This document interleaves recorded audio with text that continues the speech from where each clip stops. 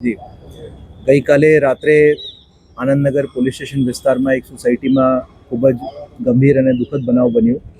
આજે દુષ્કર્મની ઘટના બની તો પોલીસને જાણ થતાં તાત્કાલિક પોલીસ સ્ટાફ અને પોલીસ અધિકારીઓ ઘટના સ્થળ ઉપર પહોંચી ગયા. એ પછી પોલીસ કમિશનર સાહેબની સૂચના મુજબ 10થી વધારે ટીમો બનાવી. એમાં સ્થાનિક પોલીસની ટીમો, જેમાં પીઆઈ આનંદનગર પરમાર સાહેબ, એની સાથે સાથે એલસીબી ઝોન 7 જેમાં વાઘેલા સાહેબ, અને સાથે સાથે ઝોન 1ની એલસીબી અને ક્રાઇમ બ્રાન્ચની ટીમો આમાં લાગી ગઈ. પોલીસ દ્વારા આખા વિસ્તારની કોમ્બિંગ કરી, જેમાં સીસીટીવી તમામ રૂટના ચકાસ્યા, એ ક્યાં ગયા હશે, અને બાતમીના આધારે તમામ જગ્યાઓ ચેક કર્યા. એ હેબતપુર પાસે એ પોલીસ દ્વારા એને ઝડપી પાડ્યા છે. અત્યારે પોલીસ એની પૂછપરછ કરી રહી છે અને જે આગળની કાર્યવાહી, જેમાં એના મેડિકલ તેમજ ધરપકડ કરીને આગળના પંચનામાની કાર્યવાહી કરવામાં આવશે. આરોપી આ સ્થળ ઉપર ક્યારથી નોકરી કરવા આવ્યો હતો, કઈ એજન્સી સાથે જોડાયેલો છે અને એનો નોકરીનો ટ્રેક રેકોર્ડ શું છે, નામ સાથે એજન્સી જણાવશો? જી, આજે આરોપી છે એ લગભગ 4 વર્ષથી જુદા જુદા જે સિક્યુરિટી એજન્સી છે એમાં કામ કરતા હતા. બહારગામથી અહીંયા આવતા હતા અને એને 3-4 એજન્સીઓ ચેન્જ કરી છે.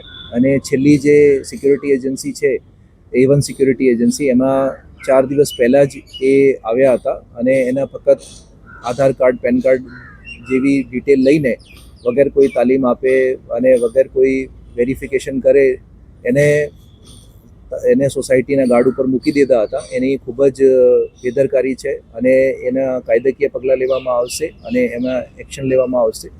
અને એના વેરિફિકેશન કર્યા વગર એને મૂકવામાં આવ્યા છે. હું તમામ સોસાયટીઓને જે છે એને હું વિનંતી કરું છું કે આપના જે સિક્યુરિટી ગાર્ડ છે એના આપ પોલીસને જાણ કરો, પોલીસની વેરિફિકેશન આપ ચકાસી લો અને આવા પ્રકારના કોઈ માણસ નહીં આવી જાય એના માટે આપ પોલીસને ધ્યાન આપો અને સિક્યુરિટી એજન્સીઓ પણ એને સિક્યુરિટી ગાર્ડને વેરીફાઈ કરે.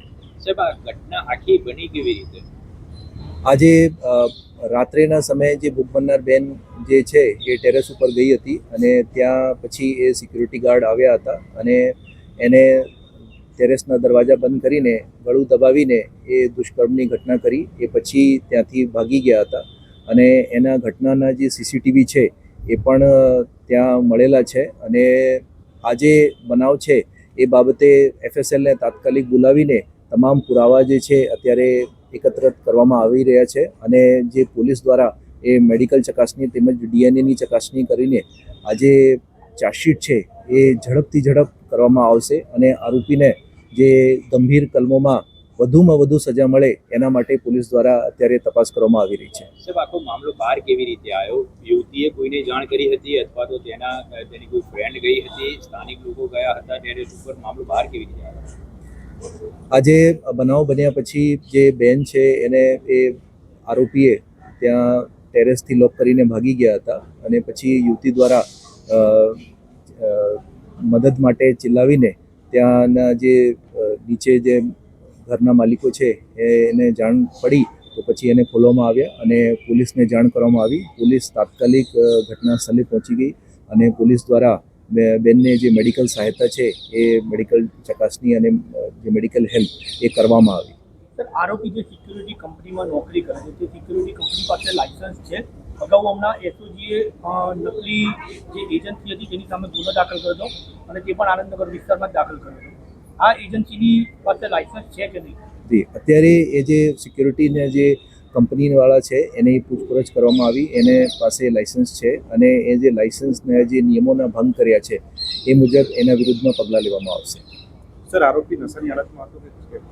અત્યારે જે આરોપી છે એને ઝડપી પાડ્યા છે. એની પૂછપરછ તેમજ એ મેડિકલની કાર્યવાહી અત્યારે કરવામાં આવી રહી છે. સાહેબ, આરોપીનું નામ શું છે, બેકગ્રાઉન્ડ શું છે અને મૂળ ક્યાંનો રહેવાસી છે અને અહીંયા 4 વર્ષથી રહે છે કે 4 વર્ષ પહેલા પણ અહીંયા રહેતો? જે આરોપી છે એના નામ ધરમસિંહ છે. એ મૂળ હરદોઈના છે અને અહીંયા 4 વર્ષથી આવતા જતા હતા અને એ સિક્યુરિટી ગાર્ડ તરીકે અહીંયા જુદી જુદી જગ્યાઓ નોકરી કરતા હતા અને અત્યારે એના જે શું ગુનાહિત ઇતિહાસ છે ત્યાંના પરપ્રાંતીય છે અને બીજા અહીંયા ગુજરાતમાં કોઈ બનાવ છે એ અત્યારે એની ચકાસણી કરવામાં આવી રહી છે. આપણે આરોપીની પૂછપરછ કરીએ છીએ કેવી માનસિકતા ધરાઈ રહ્યો છે? અત્યારે એની પૂછપરછ ચાલુ છે અને મેડિકલ કર્યા પછી એની વધુ પૂછપરછ અને પંચનામા કરવામાં આવશે. અને ગુનાહિત માનસિકતા ધરાવતા ઈસમ છે અને એના વિરુદ્ધમાં જે પોલીસની જે બેસ્ટ ઇન્વેસ્ટિગેશન કરીને એને ઝડપથી ઝડપ એને સજા કરાવશે. સાહેબ તેના વતનમાં અથવા તો અહીંયા કોઈ અગાઉ કોઈ ગુનાહિત ઇતિહાસ? અત્યારે એ પૂછપરછ કરવામાં આવી રહી છે. સાહેબ આ યુવતી છે રેગ્યુલરલી ટેરેસ ઉપર વોકિંગ કરતી હતી કેવી રીતે હતું કે આને જાણ કેવી રીતે હતી અને આને ટાર્ગેટ કેવી રીતે હતું?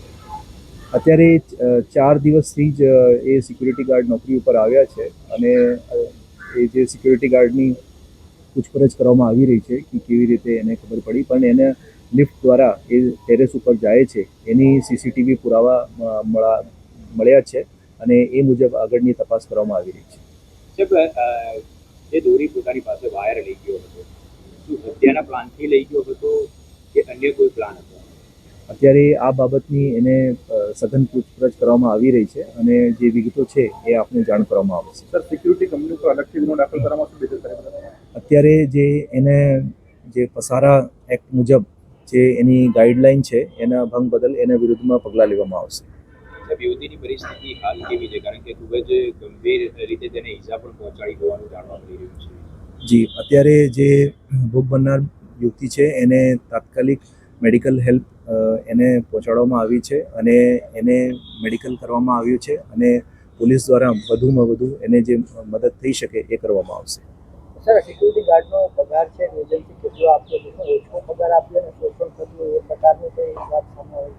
એ અત્યારે જે સિક્યુરિટી એજન્સીને જે લાઇસન્સથી લઈને બીજી જે જુદી જુદી વસ્તુઓ છે એ ચકાસણી કરવામાં આવશે અને વિગતો બહાર આવશે. આ ઘટના બાદ શહેર પોલીસ તરીકે સોસાયટીના રહીશો ચેરમેન સેક્રેટરીને શું? મારી જે સોસાયટીના જે ચેરમેન સેક્રેટરીશ્રીઓને એ વિનંતી છે કે આપના જે સિક્યુરિટી ગાર્ડ છે એની જે સિક્યુરિટી એજન્સી કે એની જે છે વેરિફિકેશન કરાવે, કોઈ ગુનાહિત ઇતિહાસવાળાને ના રાખે. એની સાથે સાથે એવા કોઈ સિક્યુરિટી ગાર્ડ છે તો પોલીસને એને બાબતે જાણ કરે અને પોલીસ દ્વારા એ જે છે એ વેરિફિકેશન કરવામાં આવે છે અને એના જે બેકગ્રાઉન્ડ છે એ પણ તપાસીને જાણ કરવામાં આવે છે અને જે સારી સિક્યુરિટી એજન્સી છે એને પાસે તે રાખે અને જે વિગતો છે એ ચકાસીને જ પૂરો રાખે. સાહેબ જે મકાનમાં પીજી ચાલતું હતું એનું જે રજીસ્ટ્રેશન થયું છે એ બાબતે કઈ વિગત કોનું હતું, કોણ ચલાવતું હતું? અત્યારે પ્રાથમિક રીતે એ વિગતો છે કે એ ભોગ બનનાર છે એ ભાડા ઉપર રહેતી હતી, એ પીજી નહોતા.